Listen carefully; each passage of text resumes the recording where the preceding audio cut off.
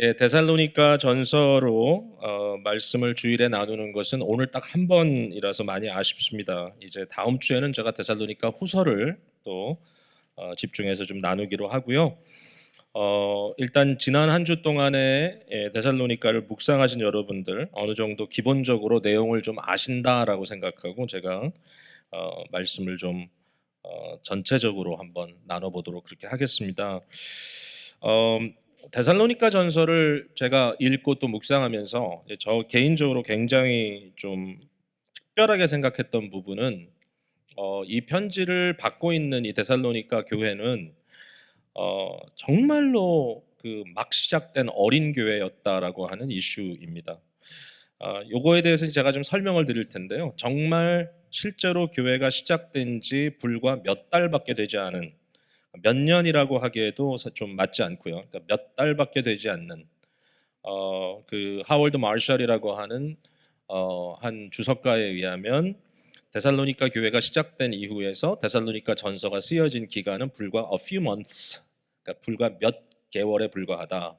이렇게 이제 시간을 얘기하고 있더라고요. 그러니까 실제로 이렇게 짧은 시간에 교회가 형성되고 또 그 교회에 이 편지를 보냈다고 했을 때 여기에 나오는 이런 설명들, 예를 들면 여러분이 읽으신 대로 데살로니가전서 1장에 나오는 이 설명들이 과연 우리가 어떻게 이걸 이해해야 될 것인가? 한편 보면 굉장히 성숙한 교회에게 보내는 것 같은 그런 느낌도 확 오기도 하고, 그러니까 이걸 역사적인 현장에 집어넣어서 좀 더 입체적으로 이것을 이해할 때, 지금 이런 일이 벌어지고 있구나. 이제 이걸 우리가 좀 알게 될 것이고, 이렇게 어린 교회, 정말 막 시작된 교회, 그게 교회가 막 시작된 게 아니라 실제로 복음을 처음 들은 사람들이 모여서 지금 새롭게 교회 커뮤니티를 형성해 나가는 이런 교회에게 무슨 말씀을 전하는 것일까? 아니면 안 믿는 사람들에게 무슨 말씀을 전해서 그들로 하여금 그리스도인이 되게 하는 것일까? 이런 질문들까지도 사실은 다 좀 연결되는 것 같다, 이런 생각이 좀 드는 거죠. 자, 한번 조금 이 흐름을 트레이스 해볼게요. 데살로니가에 바울이 간 것은 언제냐면요, 2차 전도 여행 때입니다. 여러분이 잘 아시다시피 바울은 이방인의 사도로 세움받고요, 그가 안디옥 교회에서 사역을 시작하다가 안디옥 교회가 그를 파송함으로, 이제 안디옥은 어, 터키 남쪽, 시리아 북쪽, 뭐 그 정도로 봐야 되겠죠. 저기 그림을 벌써 띄워줬네요, 아주 센스 있게. 근데 이 안디옥을 시작으로 해서 바울이 크게 세 번 이 선교 여행을 갔죠. 1차 선교 여행, 전도 여행, 2차 전도 여행, 3차 전도 여행. 지금 여러분이 보시는 그림은 2차 전도 여행만 아주 심플하게 그려놓은 그림입니다. 제일 심플한 건 제가 찾아봤어요. 그러니까 안디옥에서 시작을 했어요. 안디옥은 여러분 가장 오른쪽 끝에 있는 지역이죠. 그래서 안디옥에서부터 쭉 터키 쪽으로 올라가죠. 그래가지고 드로아가 거기 보이죠. 드로아까지 갔는데 2차 전도 여행 때 이제 바울에게 어떤 이제 문제가 생기냐면은, 바울은 아시아 쪽으로 좀 더 깊이 가고 싶었단 말이죠. 그러니까 거기에서 라이턴을 해가지고 중앙아시아 쪽으로 들어가고 싶었는데 성령이 막았다 그랬죠. 여러분 기억하시죠? 그래서 고민하고 있는 차에 마게도니아인이 환상에 나타나서 이리로 와서 우리를 도우라. 그래가지고 드디어 유럽에 처음으로 발을 딛게 되는 것이 2차 전도 여행이 일어나는 일이죠. 그래서 첫 번째 갔던 곳이 빌립보입니다. 여러분 쭉 보시면 왼쪽 윗부분에 빌립보, 데살로니가, 베레아 이렇게 같이 있죠. 같이 모여 있죠. 이 지역을 마게도니아라고 부릅니다. 이것은 이제 로마 제국이 전체를, 지중해 연안을 지배하고 있을 때 하나의 주였습니다. 프로빈스입니다. 그러니까 하나의 주, 스테이트라고 해도 되고요. 그래서 이 마게도니아 주의 수도가 되는 곳이 어디냐 하면은 바로 데살로니가입니다. 데살로니가가 경제의 중심부였어요. 그리고 베레아까지 갔다 이제 쭉 다음 데스티네이션으로 간 것이 밑에 보시면 아테네가 나오고 그 다음에 고린도가 나오죠. 이것은 이제 아가야 지역이다, 이렇게 아가야라고 하는 또 하나의 이제 프로빈스가 되겠죠. 이렇게 이제 지나간 거예요. 근데 제가 이걸 보여드리는 이유가 뭐냐면은 이제 이겁니다. 데살로니가에 갔어요. 근데 빌립보도 그렇고 데살로니가도 그렇고요. 바울이 가서 좀 제대로 하려고 그러는데 쫓기듯이 떠나야 되는 그런 상황인 거죠. 그러니까 빌립보에서도 바울이 엄청 두들겨 맞았어요. 여러분 아시다시피 감옥에 들어가서 그냥 두들겨 맞고 밤새 찬양하다가 지진 나고 뭐 이래가지고 또 뭐 그 간수가 회개하고 그런 역사가 일어났지만 빌립보에서도 그렇게 오랜 시간을 있을 수 없었던 것 같아요. 그리고 데살로니가로 가서 사역을 시작한 거예요. 이제 이 얘기가 사도행전 17장에 비교적 아주 현장감 있게 이렇게 기록이 되어 있는데 바울이 이제 어떻게 전도를 했냐면은 빌립보에는 유대인의 회당을 못 찾았어요. 빌립보에는. 그런데 데살로니가에 가니까 이게 경제 중심지라서 그런지 유대인 디아스포라 공동체를 찾은 거예요. 그래서 회당에 가가지고 3번 바울이 전했다는 거예요, 말씀을. 근데 어떻게 전했냐면 이제 구약 성경을 그분들이 이제 갖고 있으니까 구약 성경을 중심으로 해서 예수 그리스도가 나사렛 예수가 메시아다 이것을 이제 전달한 거예요, 그들에게. 3번 그렇게 하고 나니까 어떤 일이 벌어졌냐면요, 유대인들이 거부했어요. 유대인들이 이건 뭐 우리가 받아들이지 못하겠다 거부하는데, 반면에 그 같은 회당 안에 누가 있었냐면은 헬라인, 즉 이방인들인데 하나님을 경외하는 이방인. 이게 이제 뭐냐면 아직은 유대화되지 않은, 유대인이 되지 않은 사람들이에요. 뭐 할례를 받았다든지 뭐 유대인의 음식법을 지키는, 그건 아니지만 이분들은 유대교가 말하고 있는 유일신 하나님에 대해서 매력을 느끼는 사람들인 거예요. 그래서 천지를 창조하신 한 분 하나님이 계시는구나, 이걸 이제 믿기 시작한 사람들을 하나님을 경외하는 이방인들이라 이렇게 불렀어요. 근데 많은 그러니까 헬라인 이방인 하나님을 경외하는 자들이 바울 사도의 말을 듣고 그 말에 끌렸어요. 그러니까 아마 이때 바울이 전한 내용이 뭔가 이렇게 생각을 해보면, 바울이 전한 것은 구약 성경이 예언하고 있는 하나님의 나라가 예수 그리스도를 통하여 임했고, 예수 그리스도의 부활로 인하여, 그가 죽은 자에서 부활하심으로 첫 열매가 됨으로써 결국 하나님의 나라가 구체적으로 이 땅에 능력을 행사하기 시작했고, 예수님이 다시 오실 때 이것이 완성된다. 우리는 이제 부름받은 자들이다. 너희는 이제 더 이상 이 세상에 속한 자들이 아니라 하나님 나라에 속한 자들이다. 이렇게 말씀을 전한 것 같아요, 바울이. 이건 이제 저의 상당히 창의적인 추측이긴 하지만 전반적으로 봤을 때 이게 그렇게 틀린 것 같지 않으니까, 이방인들이 그 얘기를 들었을 때 어떤 생각이 드냐면, 여태까지는 우리가 유대인보다 좀 못한 줄 알고 우리가 유대인이 먼저 돼야 되는 줄 알았는데, 유대인이 되지 않고도 내가 하나님의 백성이 될 수 있다니 얼마나 좋은가, 이런 마음이 좀 있었던 것 같아요. 자, 여러분 듣고 계십니까? 오늘 좀 여러분 얼굴이 그렇게 상쾌해 보이지 않는 것은 웬일일까요? 저 굉장히 좀 제가 어렵게 끌고 가는 것 같은데, 하여튼 중요한 얘기예요. 그래서 거기에 많은 헬라인들이, 그러니까 이제 마게도니아 사람들이죠. 이 사람들이 바울을 따라갔어요. 거기에 보니까 또 어떤 얘기가 나오냐면, 상당한 유력한 부인들, 귀부인들이 바울을 쫓았다. 그러니까 그 지역사회에 좀 재력을 가지고 있는, 나름대로 영향력이 있는 사람들도 바울을 따라간 거죠. 그래서 그들이 어디로 갔냐면은, 거기 보면 야손이라고 하는 이름을 가진 사람 집에 들어가서 교회를 세웠던 거예요. 그 가정교회가 이루어진 거예요. 마치 빌립보에서 루디아 가정에 교회가 있었듯이 야손이라는 사람, 여러분 야손이라는 이름이 되게 어색하고 생소하죠? 이 자리에 혹시 제이슨이라고 하는 영어 이름을 가지신 분이 계십니까? 똑같은 이름입니다. 제이슨, 야손입니다. 그래서 이 야손의 집에서 교회가 시작되고 거기에서 바울이 말씀을 전하기 시작한 거죠. 그렇다면 이때부터 얼마나 지났을까, 시간이? 자, 거기에 보면은 회당에서 3주 말씀을 전했다 했어요. 자, 그리고 나서 야손의 집에 가서는 도대체 몇 번 예배를 드린 걸까? 기록돼 있지 않아. 그런데 유대인들이 시기가 일어났어요. 그러니까 회당에서 수많은 사람들이 가버렸잖아요. 그러니까 이 모든 상황에 대해서 굉장히 분노해가지고 이 사람들이 극단적인 행동을 취했습니다. 그래서 야손의 집을 습격했습니다. 불량배들을 데리고 가서 깡패들 몰고 간 거죠. 그래서 야손과 거기 보면 몇몇 형제들, 즉 다시 말해서 그리스도인들, 이미 교인이 된 사람들이 끌려갔습니다. 공권 앞으로 끌려가서 그들이 고소를 당합니다. 어떤 고소를 당하냐면은, 이 사람들이 가이사 외에 다른 왕이 있다고 한다. 제가 좀 전에 말씀드린 메시지하고 좀 맥이 통하죠. 예수 그리스도가 왕이다. 가이사가 아닌 예수라고 하는 다른 왕이 있다 그런다. 그러니까 이 사람들은 정치범이니까 이 사람들 잡아넣어라. 결국 그래서 이 정황에 대해서 막 우왕좌왕할 때 저들이 보석금을 내고 풀려났다라는 얘기까지 나와요. 거기에. 재밌죠.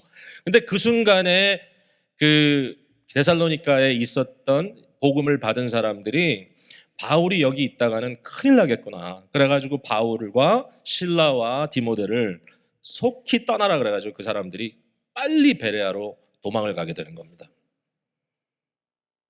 여러분 그 말 기억하세요? 베레아 가니까 베레아 사람들은 데살로니가 사람보다 신사적이어서. 그 말 기억하세요? 그런 얘기가 나오죠. 데살로니가에서 오죽 혼났으면 그런 말을 썼을까. 근데 어쨌든 베레아에도 오래 있지 않았습니다. 그리고 아데네를 통해서 고린도에 가서야 1년 반을 머물렀어요. 그러니까 1년 반 머무는 동안에 가장 아마 2차 전도 여행 중에 한 곳에서 오래 있었던 것이 아닐까. 자, 그러면 베레아에서 무슨 일이 있었을까요? 베레아에서는 이렇게 된 것 같아요. 바울이 이 데살로니가전서 3장과 또 사도행전 17장을 엮어서 생각해 보면 바울이 너무 걱정이 되는 거예요. 데살로니가 교회가. 아니 생긴 지 얼마 되지도 않았는데 이 엄청난 핍박을 받아가지고 지금 교회를 지키고 있던 그 가장하고 그 그리스도인들 몇몇 사람들이 이처럼 끌려가서 봉변을 당했으니 그 교회가 살아남았겠냐는 거예요. 그 교회가 있겠냐? 그래서 야 너무 안타까운 마음으로 바울이 디모데 또 실라도 아마 같이 간 것 같아요. 이 두 사람을 데살로니가로 보내는 겁니다. 그리고 자기는 혼자 아테네로 내려가서 아테네에서 전도를 했지만 별로 결과가 없고 결국은 고린도에 가서 아골라와 브리스길라와 함께 새로운 교회 개척을 하게 되는 거죠. 자, 이런 이제 패턴으로 돌아가는 겁니다. 제가 이런 이제 말씀을 드리는 건 뭐냐면 이게 다 구성이 된다는 거죠. 역사적으로 타이밍이. 자, 그러면 데살로니가 전서는 언제 썼냐면 데살로니가 전서에 나와 있는 내용을 보면 바로 이 디모데가 데살로니가를 갔다가 고린도에서 바울을 다시 만나게 되는 그 순간이에요. 3장에 나와요. 디모데가 뭐라고 바울에게 전달하냐면은 데살로니가에 갔더니 교회가 남아있을 뿐만 아니라 당신이 그렇게 전했던 그 말씀을 그들이 지금도 기억하고 계속 묵상하고 있더라. 이 말을 들은 거예요. 바울이 너무 기뻤어. 그래가지고 이 편지를 썼단 말이에요. 그게 데살로니가 전서고 아마도 내용상 정황상 상당히 유사하기 때문에 데살로니가 후서도 비슷한 시기에 얼마 있지 않아서 또 바울이 편지를 쓴 것 같아요.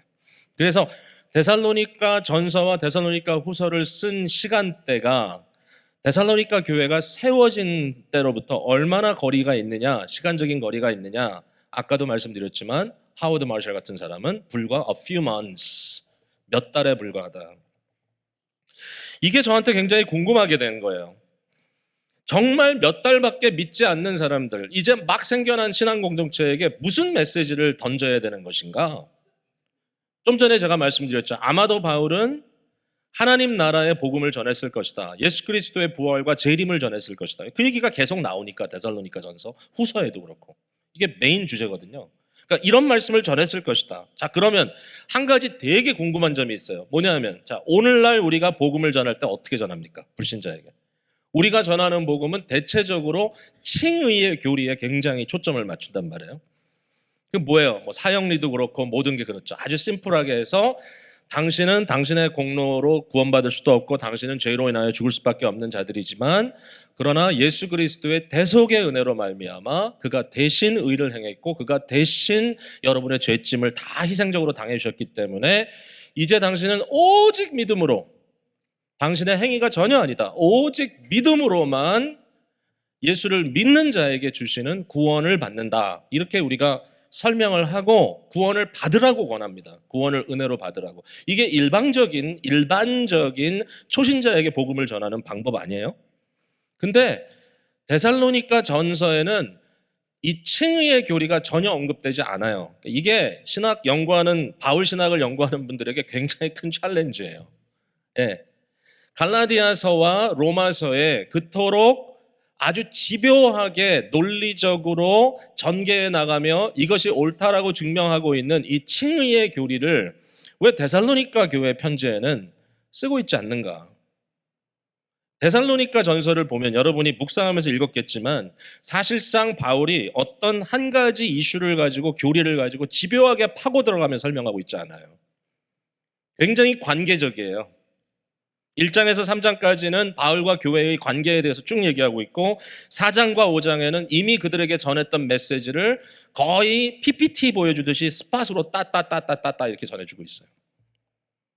그러니까 이게 어떤 면에서 보면 우리에게 조금 당황스럽게 되는 거죠. 아니, 칭의의 교리가 제일 중요한 거 아니었어? 칭의의 교리를 전달함으로써 그들이 어떻게 해서든지 먼저 의식적으로 개념적으로 예수 그리스도가 나의 대속자가 된다는 것을 믿으면 저희가 죽으면 천당 갈 거 아니야 라는 생각으로 우리는 어떻게 보면 얼전시를 갖고 있을지 몰라요. 이 사람 구원받아야 되는데 빨리 해야 되는데, 근데 데살로니가에서 전개하는 방법은 좀 다른 방향이라는 거죠. 자, 이것만이다 저것만이다라고 얘기하려는 건 아니에요. 사실 저도 신학을 공부하되 저는 약간 조직 신학적인 어프로치를 했기 때문에 하나를 보기보단 다방면에서 동일한 사건을 보는 것, 상황을 보는 것이 훨씬 더 익숙한 거예요. 저는 그게 또 나름대로 도움이 돼요. 그러니까 칭의의 교리만 하나를 가지고는 설명 안 되는 부분이 많아요. 물론 중요해요. 핵심이에요. 그러나 그것만은 아니다. 자, 바울이 데살로니가 교회에 가서 자유를 먼저 선포하기보다는 뭔가 다른 어프로치를 했구나. 만약에 신앙생활을 오래 하면서 복음을 상실하고 거기에 어떤 마치 하나님의 은혜가 아니고 내 어떤 행위와 나의 노력을 통해서 내가 무언가 하나님께 감동시키고 하나님을 도와주는 것처럼 생각하는 사람들에게는 우리가 철저하게 깨부셔야 돼요. 그거를 철저하게 부셔야 돼요. 절대 우리의 의가 아니다. 절대로 우리가 무엇을 해서 하나님을 감동시키는 거 아니다. 뭐 하나님의 보좌를 움직이는 기도, 그따위 말은 치워버려라. 빨리 깨야 돼. 우리가 뭐를 한다고 하나님이 뭐 너무너무 어쩔 줄을 몰라 하면서 고마워가지고 일을 해주신다? 그런 하나님 아니다. 우리는 온전히 하나님의 절대적인 주권과 그의 은혜의 영역 안에서 주의 백성으로 살아가는 것이다. 확실하게 짚어줘야 돼, 그거는. 그러나 처음 교회에 이렇게 하나의 공동체를 이루어 나가는 데살로니가 교회의 경우를 보면 바울이 그런 어프로치를 하지 않았다는 거예요. 뭔가 그냥 무조건 자유를 선포한 게 아니라 그것보다 또 다른 그림으로 접근하더라라는 거예요. 그게 뭐냐? 과연 데살로니가에서 우리가 그 힌트를 찾을 수가 있느냐라고 했을 때 저는 여기에 대해서 이런 결론을 얻었어요. 적어도 저의 연구를 가지고 얻은 결론은 뭐냐면 이 어린 교회에 바울이 전하는 전도의 방법이라든지 이들에게 전하는 메시지의 방법의 제일 중요한 키는 뭐냐면은 모델링이에요. 모델링. 바울은 어떤 개념적인 전개를 가지고 그들을 가르치려고 처음부터 했던 게 아니라 뭔가 바울은 그들과 얼마 되지 않는 기간 동안에 있으면서 그들에게 뭔가 본을 보이려고 하는 그러한 마음을 가졌던 거예요. 이게 여러분 되게 무겁게 다가오잖아요. 근데 그렇지 않아요. 한번 보세요. 1장으로 돌아갑니다. 5절부터 볼게요. 이는 우리 복음이 너에게 말로만 이른 것이 아니라 또한 능력과 성령과 큰 확신으로 된 것임이라. 우리가 너희 가운데서 너희를 위하여 어떤 사람이 된 것은 너희가 아는 바와 같으니. 자, 제가 미리 좀 얘기를 하자면 2장으로 넘어가면 바울이 데살로니가에 갔을 때 하지 않은 것을 얘기합니다. 뭐냐면 저들에게 돈을 구걸하지 않았습니다. 바울은 사역자로 그곳에 머물면서 자기 손으로 일했다고 이렇게 기록하고 있어요. 데살로니가 전서에. 그러니까 그 당시에는 아덴에 가면 이게 좀 더 분명히 나타나는데 말쟁이들이 있었습니다. 여러 가지 새로운 아이디어를 말하고선 그 다음에 접시 돌려가지고 돈 받는 사람들이죠. 바울은 나는 그런 말쟁이가 아니다. 나는 복음을 가지고 왔다. 예수 그리스도의 생명의 메시지를 가져왔기 때문에 너희에게 값없이 전달하겠다는 것이 바울의 굉장히 중요한 확신이었어요. 그러니까 바울이 데살로니가 교회 성도들에게 보였던 중요한 하나의 그림은 뭐냐면 이 사람은 자기 돈 벌기 위해서 하는 것이 아니다. 자기의 생존을 위해서 하는 것이 아니다. 이 사람은 생계형 선교사가 아니다. 먹고 사는 문제를 해결하기 위해 사역하는 사람이 아니다. 이 사람은 생명의 메시지를 가지고 우리에게 뭔가 중요한 이야기를 해주러 온 사람이다. 이걸 이제 듣게 된 거잖아요. 바울이 그 얘기를 하는 거예요. 내가 너희 가운데 너희를 위하여 어떤 사람이 된 것을 너희가 아는 바와 같으나. 자, 그 다음이 중요합니다. 6절 같이 읽어볼게요. 시작. 또 너희는, 다시 읽습니다. 찾으셨죠? 시작. 또 너희는 많은 환난 가운데서 성령의 기쁨으로 말씀을 받아 우리와 주를 본받는 자가 되었으니. 우리와 주는 누굽니까? 예수님. 자, 이제 하나 더 들어갑니다. 바울이 그냥 자기의 모델링을 한 게 아니고요. 교회가 세워지는 그 순간에 가장 중요한 비전으로 제시했던 그림은 바로 예수 그리스도의 형상입니다. Image of Christ. 자, 이게 교회의 정체성에 대해서 우리가 고민할 문제인 겁니다. 자, 여러분 보세요. 하나님이 인간을 처음 창조할 때 그 창조된 인간이 인간인 이유는 뭐냐면은 하나님의 형상대로 지음받았기 때문이에요. 인간은 동물이 아닙니다. 인간은 기계가 아닙니다. 우리는 프로그램이나 또는 어떤 메커니즘에 따라서 그대로 할 수 없이 어쩔 수 없이 끌려가는 존재가 아닙니다. 인간은 인격체를 가지고 있고 인간은 그 인격으로 인하여 어떤 도덕적인 책임성을 갖고 있고 인간은 자유의지를 부여받았고 그러므로 인간은 선을 추구하고 사랑할 수 있고 악을 미워할 수 있는 굉장히 독특한 존재들입니다. 짐승을 가지고 그런 얘기 하지 않습니다. 물론 짐승에게도 충성심도 있고 뭔가 거기에 사랑하는 마음도 있는 것처럼 보이지만 그러나 그 모든 것들은 어떻게 보면은 인스팅트, 본성으로 인한 어떠한 메커니즘입니다. 그러나 인간은 놀랍게도 항상 도덕적인 딜레마에 부딪히게 됩니다. 인간답다는 것은 무슨 얘기죠? 이런 것들을 고민한다는 것입니다. 인간에게는 하나님의 형상이 있어요. 자, 그렇다면 타락한 인류를 구원하기 위하여 하나님께서 제2의 인류, 새로운 인류를 만드신 것이 교회를 세우신 것인데 그럼 하나님께서 교회를 세우실 때는 무엇으로 그 DNA를 삼으셨는가? 바로 그리스도의 형상입니다. 교회는 그리스도의 형상을 담은 공동체예요. 자, 오늘 이 시대에 교회에 대해서 너무나 많은 이야기를 하죠. 교회가 뭐 부족하다느니, 뭐 교회가 이렇다니 저렇다는 얘기를 하지만 여러분 어떻게 교회를 소개하겠어요? 이 세상에. 이 세상에 교회를 소개할 수 있는 성경적 유일한 대안은 뭐냐면 교회는 바로 예수 그리스도의 형상을 담은 공동체다라고 하는 것이죠. 이거는 포기할 수 없어요. 우리가 백업할 수 없어요. 아무리 우리가 모자란다 할지라도 그냥 어떤 어느 순간에도 세상을 향하여 우리가 우리 교회인데 우린 그냥 빌빌거리면서 죄만 짓다가 결국 죽으면 천당 가는 존재들이야. 이렇게 얘기해서는 안 돼. 아무리 우리 스스로의 모습이 좀 모자란다 할지라도 우리는 이걸 잊지 말아야 돼. 어쨌든지 교회는 예수 그리스도의 형상이라는 DNA를 갖고 있는 존재들이다. 바울이 교회를 시작하면서 그들에게 그걸 심어준 거예요. 교회는 그리스도의 형상을 가지고 있다. 그럼 그 그리스도의 형상을 누가 보여주느냐? 일단 사도들이 보여주죠. 예수 그리스도를 목격했던 사도들이 그리스도를 닮아갑니다. 그리고 그 사도들의 모습을 통하여 사도와 그리스도를 저들이 닮아갑니다. 바울 사도가 고린도 전서의 11장 1절에 이렇게 써 있죠. 내가 그리스도를 본받는 자가 된 것 같이 너희는 나를 본받는 자가 되라. 이 본이 된다는 것이요, 정말 체인을 계속 이렇게 묶어가듯이 계속 이어져요. 좀 전에 우리가 6절 읽었잖아요. 우리와 주를 본받는 자가 되었다. 결국 우리와 그리스도, 즉 우리는 그리스도를 본받는 자고 결국 우리를 통하여 너희는 예수 그리스도를 보게 된다. 그랬을 때 그 사람들은 어떻게 됩니까? 그러므로 너희가 마게도니아와 아가야에 있는 모든 믿는 자의 너희도 본이 되었다. 놀라운 일이잖아요. 여러분, 마게도니아와 아가야에 있는 모든 믿는 자들의 본이 어떻게 됩니까? 데살로니가 교회 교인들이 얼마나 믿었다고. 근데 되는 거예요. 왠지 아세요? 다른 사람보다 먼저 믿었거든요. 순서가.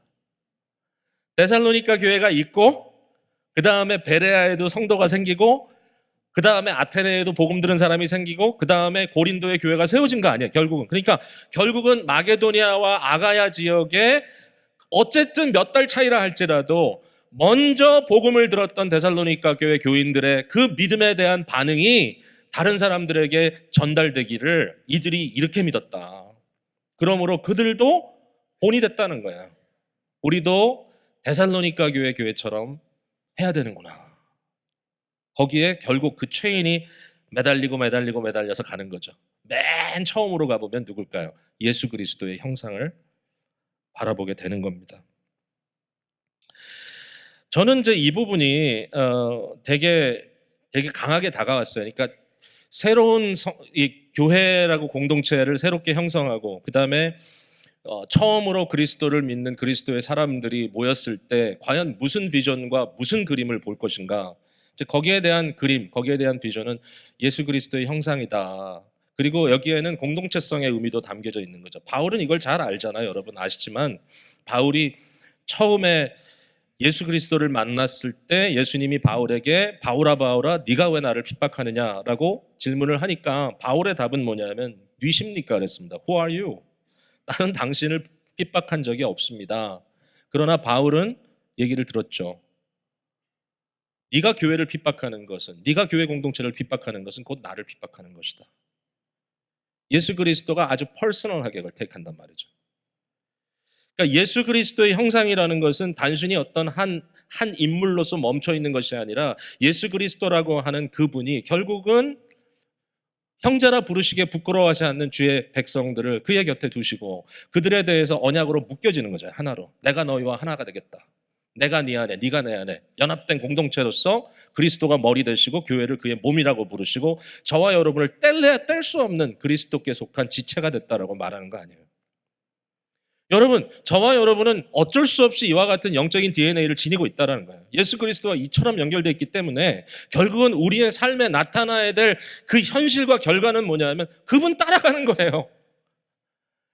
이게 교회의 모습이에요. 이게 교회의 비전이에요. 이게 교회의 현실이어야 되는 거잖아요. 그러니까 이 모습을 가지고 바울은 지금 계속 얘기를 하는 거예요. 근데 이게 쉬운가요?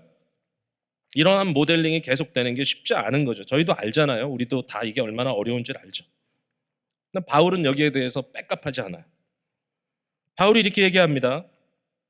2장 7절에 우리는 그리스도의 사도로서 마땅히 권위를 주장할 수 있으나 도리어 우리 가운데서 유순한 자가 되어 너희 가운데서 유순한 자가 되어 유모가 자기 자녀를 기름과 같이 하였다. 우리가 이같이 너희를 사모하여 하나님의 복음뿐 아니라 우리의 목숨까지도 너에게 주기를 기뻐하면 너희가 우리의 사랑하는 자가 됨이라. 바울이 이 데살로니가 교회 성도들을 처음에 그들을 그리스도에게 인도하면서 접근했던 방법은 뭐냐면은 유모죠. 젖먹이는 어머니처럼 유순하게 생명을 나누는 자로서 그들과 함께 있었다. 자, 그것만이 아니에요. 11절 한번 보세요. 11절, 12절 우리 같이 읽어볼게요. 시작. 너희도 아는 바와 같이 우리가 너희 각 사람에게 아버지가 자기 자녀에게 하듯 권면하고 위로하고 경계하노니 이는 너희를 부르사 자기 나라와 영광에 이르게 하시는 하나님께 합당히 행하게 하려 합니다. 하나님을 기쁘시게 하는, 하나님을 합당하게 하는 삶을 이루기 위해서는 단순히 유모처럼 젖을 먹이고 그들을 긍휼히 여기고 유순하게 그들을 돌보는 자로만 있는 것이 아니라 또 아버지같이 여기는 훈계하는 자로, 그죠? 권면하고 위로하고 경계하고 그렇게 함으로써 저들에게 전했던 메시지는 뭐냐면 어떻게 살 것이며 어떻게 하나님을 기쁘시게 할 것인가를 가르친 거죠. 아버지로서. 어머니와 아버지 양면이죠. 부모죠. 부모. 자, 그 내용을 한번 제가 약간 좀 뒤죽박죽인 것 같지만 한번 먼저 가볼게요. 4장으로 넘어가 보세요.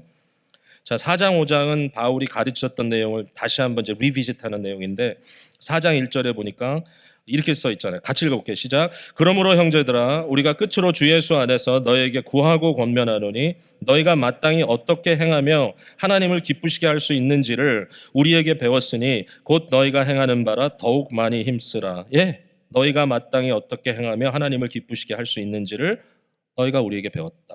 내가 그 짧은 기간 동안에 가르친 게 바로 이거다. 우리 주 예수로 말미암아 너희에게 무슨 명령으로 준 것을 너희가 안다. 내가 이 명령을 줬다. 그러니까 바울이 그들에게 가르친 것은 부모로서 마땅히 어떻게 살아야 할 것이며 또 어떻게 하는 것이 하나님을 기쁘시게 하는 것인지를 가르친 거예요. 바울이 부모로서. 저는 이 패renting이라고 하는 것을 이 모델링이라고 하는 것에 가장 근접한 내용이라고 여러분께 말씀드릴 수 있을 것 같아요. 사람들은 모델링을 받습니다. 특별히 부모의 것을 자녀들이 그대로 따라합니다. 그러니까 부모들 입장에서는 자녀들이 아주 막 미워 죽겠어요. 어떨 때는. 왜 쟤들이 저렇게 자랐지? 왜 저들은 저 모양이지? 왜 이렇게 애들이 셀피시하지? 막 죽겠어요. 애들에 대해서. 근데 다 들여다보면 배웠어요. 애들이. 부모한테서. 네, 죄송해요. 자꾸 이렇게 여러분의 마음을 아프게 해서. 근데 그런 걸 경험하잖아요. 제가 막 아주 그냥 성질 부리고 막 나쁜 짓 하고 막 이러면서 어떨 때 탁 느껴지는 게 뭐냐면 과거에 제가 보았던 우리 아버지의 이미지 중에 제가 안 좋아했던 것이 제 안에서 그대로 재현되고 있다. 저희 아버지가 이 설교를 들으시면 되게 마음 아파하실 텐데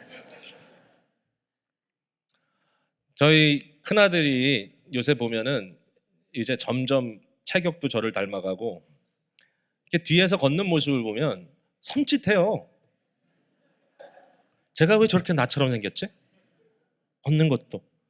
제가 가르친 적 없어요. 제가 그거를 그렇게 하라고 한 적 없어요. 제가 걷는 모습 안 좋아해요.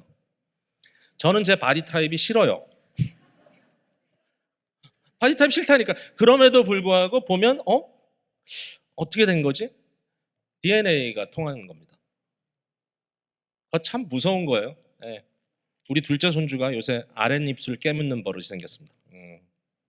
근데 자세히 생각을 해보니까, 제가 생각해보니까 걔 아버지 큰아들이, 그러니까 우리의 큰아들 걔의 아버지가 어린 시절에 하도 아랫입술을 물어가지고 아랫입술이 퉁퉁 부어서 다녔던 기억이 나더라고. 이렇게. 그래서 야, 어떻게 저것도 닮냐. DNA가 통하는 거야. 희한해요. 무서운 거예요, 그게. 그게 무서워. 그러나 패런팅이라는 것은 그것을 감수하는 거잖아요. 그게 패런팅이잖아요. 바울이 정말 두려움 없이 데살로니가 교회를 향하여 내가 너희를 낳았다. 내가 너희를 키웠다. 그 짧은 기간이지만 You saw me. 나를 봤다. 근데 나는 그리스도를 이미테이트 한다. 이거 전혀 새로운 거 아니에요. 갈라디아서에도 4장 19절에 너희 속에 그리스도의 형상에 이르기까지 내가 해산의 고통을, 해산의 수고를 한다. 빌립보서 3장 17절에도 비슷한 말이 있어요. imitate. 나를 따르라. 이게 오늘 시대에 저희들에게 굉장히 중요한 메시지 같다는 생각이 드네요. 저도 이 부분에 대해서 좀 많이 생각을 해봐야 될 것 같아요. 쉽지 않아요. 근데 바울이 개념을 삶으로 트랜슬레이트하는 과정이 이런 모델링을 통하여 반드시 필요했고, 그렇지 않으면 아주 추상적인 지식으로 끝난다고 하는 것에 고민을 했던 것 같습니다.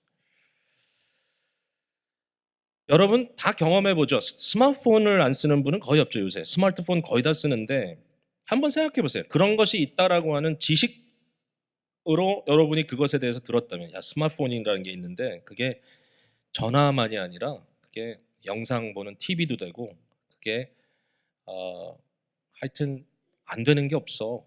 이게 폰의 기능만 있는 게 아니죠. 그것 이상해. 카메라도 되고. 그런 게 있다라고 하는 어떠한 지식 가지고는 그런 게 있어? 믿어지지 않는데? 그러나 실제로 그것을 손에 들고 자기의 몸의 일부처럼 쓰고 있는 사람들의 입장에서는 퀄리티 오브 라이프가 완전히 달라지잖아요. 그러니까 개념이 삶으로 트랜슬레이트 되는, 그러니까 이것이 개념이 삶으로 번역되는, 그러니까 번역이라는 표현이 좋은 것 같아요. 트랜슬레이트. 이것이 아주 오랫동안 신앙생활을 한 어떤 사람들에게 필요한 것이 아니라 신앙생활을 처음 하는 사람들에게 필요한 거예요. 어떻게? 모델링을 통해서. 저분들은 이렇게 사는구나. 저분들은 이렇게 경험해 나가는구나. 여러분 한번 또 봅시다. 자, 1장 3절 말씀. 유명한 말이잖아요.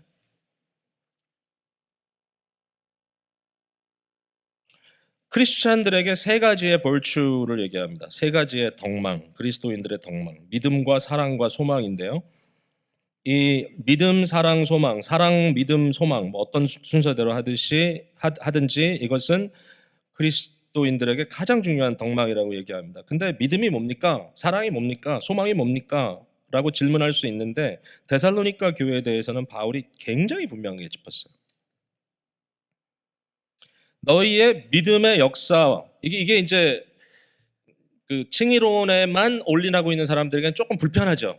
사실 그게 그리스도와의 연합이라고 하는 총체적인 그림에서 칭의도 이해하고 성화도 이해하고 거기에 양자됨도 이해하고 영화도 이해하고 이게 다 같이 들어가야지 이게 되는데, 혹시라도 한쪽에서만 보고 그것만을 얘기하는 구원파는 좀 극단적인 사람들이고요. 이런 굉장히 그냥 우리의 책임은 하나도 없고, 우리는 아무런 책임, 리스폰스가 없고 그냥 하나님께서 그냥 믿게 하시면 끝.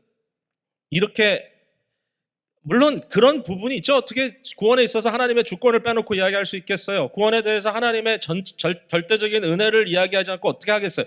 그럼에도 불구하고 구원이라고 하는 현실을 총체적으로 놓고 봤을 때 여기에는 여러 디멘션이 들어오는데 믿음이라는 게 뭐냐? 믿음이 너무 중요하거든요. 근데 그 믿음이 뭐냐라고 했을 때 하이델베르그 요리문답도 이렇게 답하는 거예요.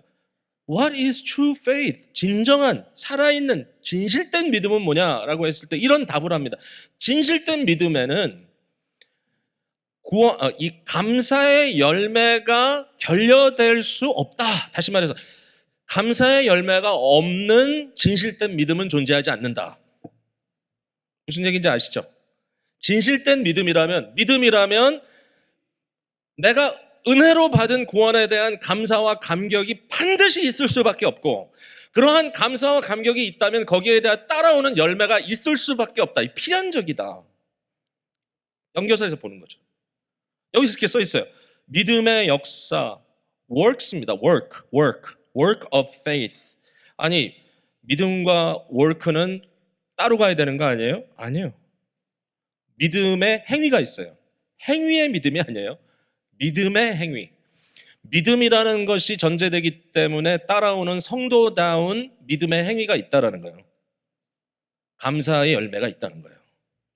내가 너희를 보니까 그게 있다는 거예요. 너희가 그걸 봤다는 거예요. 우리 안에서. 너희가 우리를 봤고 또 그러한 living example을 living reality라 해야 되겠죠. 살아있는 현실을 우리가 증거한 그리스도를 통하여 봤다라는 거예요. 너희가. 뿐만 아니라 여기에 사랑의 수고 있죠. 사랑의 수고. 수고는 노동입니다. 노동, labor of love. 노동이 없는 사랑은 없습니다.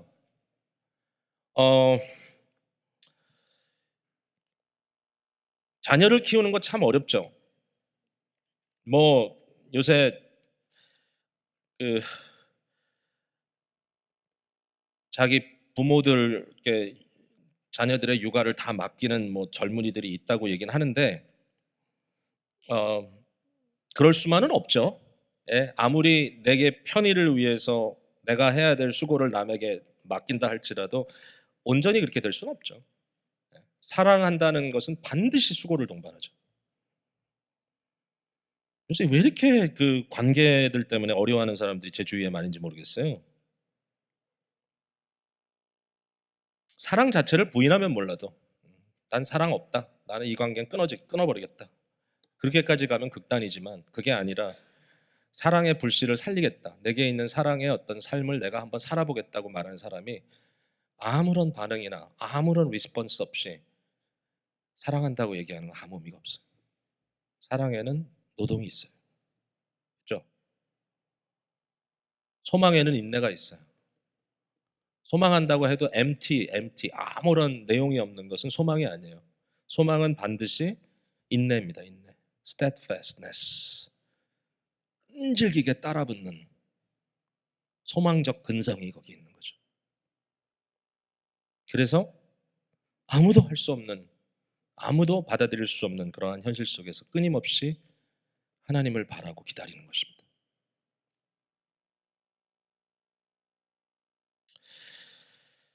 그러니까 바울이 제가 봤을 때 데살로니가 전서 되게 멋진 것 같아요. 그러니까 이런 거예요. 바울에게는 아주 개념적으로 깊이 파고 들어가면서 논리적으로 사람들을 설득해 나갈 수 있는 능력도 있어요.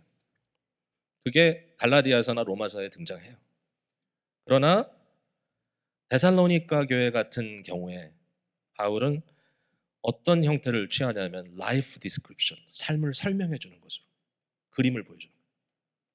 그러면서 전개해 나가요. 그 중심에 그리스도의 삶이라고 하는 아주 구체적인 현실이 거기에 존재하고 있다라는 것입니다. 자, 이제 시간이 마무리를 해야 될 시간이기 때문에 제가 더 많은 얘기를 좀 할 수는 없을 것 같은데, 근데 이 부분까지는 제가 좀 나누고 싶어요. 그러니까 4장과 5장에 나오는 이 크리스천 라이프의 그림이 과연 뭔가, 제가 굉장히 빨리 한번 그냥 지나가 볼게요. 이방인들과 같이 세욕을 따르지 말고 음란을 버리고 가정을 깨고 서로 불행한 모습으로 사는 그런 어리석은 자가 되지 말고 너희 가정을 잘 지켜라. 형제 사랑 즉 교회 성도들 간의 따뜻한 사랑과 돌봄을 실천하라. 그 다음에 각기 자기에게 주어진 노동의 몫을 잘 감당해라. 조용히 자기 일을 하고 너희 손으로 일하기를 힘쓰라. 이 부분에 대해서 바울은 스스로 이 성실함을 보였다라는 것 2장 9절에 나와 있습니다. 죽음에 대한 관점이 새로워져야 된다. 기독교는 부활의 종교다. 죽음을 초월하는 더 궁극적인 현실에 대한 안목을 가져야 한다. 주님께서 다시 오셔서 우리의 삶을 계수하실 거라고 하는 생각을 갖고 살아라. 그래서 우리는 깨어 있어야 한다. 교회 리더들, 세워진 자들에 대해서 너희가 그들을 알아주고 그들을 귀히 여기고 그들과 화목해라. 5장 12절에 써 있죠.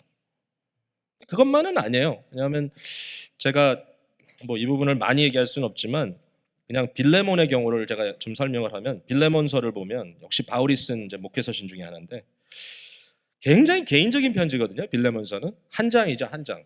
그 편지에 뭐라고 써있냐면 오네시모라고 하는 과거에 너의 종이었던 종을 믿음의 형제로 다시 받고 가능하면 그를 나에게 좀 보내달라.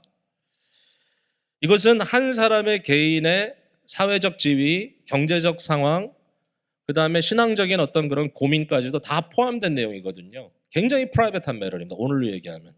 이건 마치 우리의 재산을 놓고 바울이 전화하면서 이렇게 편지를 쓰면서 야, 박성일 너는 네가 가지고 있는 뱅크 어카운트 중에 50%를 떼가지고 무조건 나한테 보내. 이런 식인 거예요.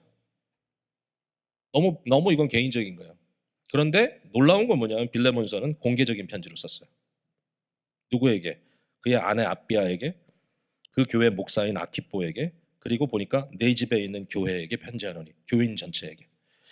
이게 충격적이죠. 왜 이렇게 썼을까? 바울은요, 빌레몬이 리더이기 때문에 그 리더로서의 순종이 모든 성도들에게 본이 되기를 원했던 거예요. 거기에 바울이 뒷걸음치지 않았어. 무서워요, 어떻게 보면. 그러나 바울은 그렇게까지 했어. 신앙 공동체의 그리스도의 이미지를 닮아간다는 것이 무슨 의미인가? 제가 왜 갑자기 이 얘기를 여기 집어넣냐면 교회 리더들에 대해서 너희가 알고 귀히 여기고 화목하라는 말이 단순히 팔로워에게만 준 말은 아니라는 거예요. 리더가 이렇게 하기 위해서는 순종의 본을 보이지 않으면 안 된다는 거예요. 권면하고 너 서로에게 책임 있는 자들처럼 살라 그랬어요. 게으른 자들을 권계하고 마음이 약한 자들은 격려하고 힘이 없는 자들은 붙들어주고 모든 사람에게 오래 참으라. 그리고 이런 얘기 있죠. 항상 하라는 거. 악은 악으로 갚지 말고 항상 선을 따르라. 이 always 항상 하라. 이게 유명한 말이잖아요. 바울이 데살로니가 교회에 한 게. 항상 기뻐하라. 항상 쉬지 말고 기도하라. 항상 범사에 감사하라. 여러분, 이 모든 것이 그냥 이거 하고 이거 해 이거 하지 마 이런 뭐 아주 사소한 그런 잔소리입니까? 이 모든 내용들이 결국 바울이 가르쳤던 이 내용이 여기서 반복적으로 등장하는 것이 이것이 그냥 일종의 도덕적인 무슨 도덕주의적인 율법주의적인 그런 메시지입니까? 저는 그렇게 안 보여요. 이게 뭐로 보이냐면요, 이것이 캐릭터 빌딩, 성품을 세운다고 하는 굉장히 큰 그림으로서 인격 형성에 대한 그림으로 보이죠. 이런 것들이 이루어지는 사람을 우리가 뭐라고 얘기할 수 있을까? 그리스도와 같은 사람이다. Christ like. 이와 같은 홀리스틱한, 이처럼 총체적인 인격 형성에 대한 그림을 가지고 이것이 세상에 속하지 아니하고 예수 그리스도가 다스리는 하나님 나라에 속한 백성들의 캐릭터다라고 바울이 소개하면서 나를 따르라. 여기에 대해서 데살로니가 교회는 어린 교회고 이제 막 복음을 받아들인 핍박받는 교회지만 설득된 거죠. 나는 이제 세상의 모델을 버리고 예수 그리스도를 따라가겠다.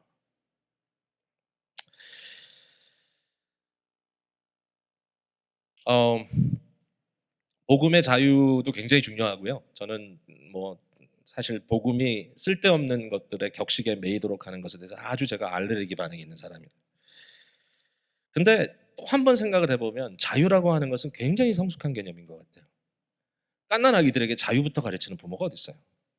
생각해보면. 근데 자유는 인간에게는 본질적인 거잖아요. 자유는 복음의 본질적인 거예요.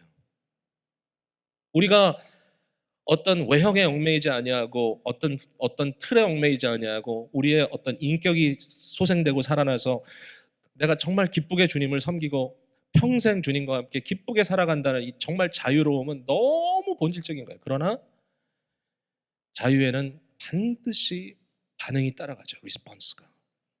책임이라고 할 수 있죠. responsibility. 책임에 대한 개념이 전혀 없는 상태에서 자유만 가르치는 것만큼 무책임한 게 없어요. 마음껏 죄를 지어라. 왜냐하면 상관이 없기 때문이다라고 가르치는 교리가 있다면 그거는 어느 한 부분이 무너진 겁니다. 반면에 죄인들아 와서 그리스도의 보혈의 피로 용서함을 받아라. 거기가 끝이 아니죠. Just as I am. 내 모습 이대로 주님께 갑니다. 그리고 내 모습 이대로 역시 돌아서 집으로 돌아갑니다. 가 아니라 나 같은 자를 용납하시고 하나님의 백성 삼아주신 주님을 찬양합니다. 그리고 나의 삶이 그 감사로 채워지기를 간절히 바랍니다. 내 안에 그리스도의 형상이 이루어질 때까지. 이게 데살로니가 교회를 통한 우리에게 보여진 바울의 복음의 메시지였던 거예요. 오늘 좀 우리가 깊이 생각하고 조금 더 무게 있게 생각하고 특별히 꼭 누구를 짚어서 얘기할 수는 없지만 리더라는 말은 그런 거잖아요. 제가 이거 참 낯이 부끄러워서 얘기하기 힘듭니다. 왜냐하면 제가 너무 부족한 리더이기 때문에. 그러나 리더라고 하는 것은 그런 것 같아요. 우리 교회 많은 리더들도 세워져 있고 또 어떤 리더가 있냐면 데살로니가 교인들처럼 다른 마게도냐 아가야 교인보다는 먼저 믿은 사람들. 나에게 주어진 어떠한 소명과 나에게 어떤 책임이 있다면 아주 개인주의적인 삶 속에서 나는 완전히 소비주의적인 마인드를 가지고 종교, 교회, 내가 원하는 것만 취하고 가면 된다가 아니라 나라고 하는 존재가 비춰지는 그 모델링이 과연 뭘까? 여기에 대해서 깊이 사고하고 주님의 은혜 속에 더욱더 자신을 맡기는 저와 여러분이 되기를 주님의 이름으로 축복합니다. 기도하겠습니다.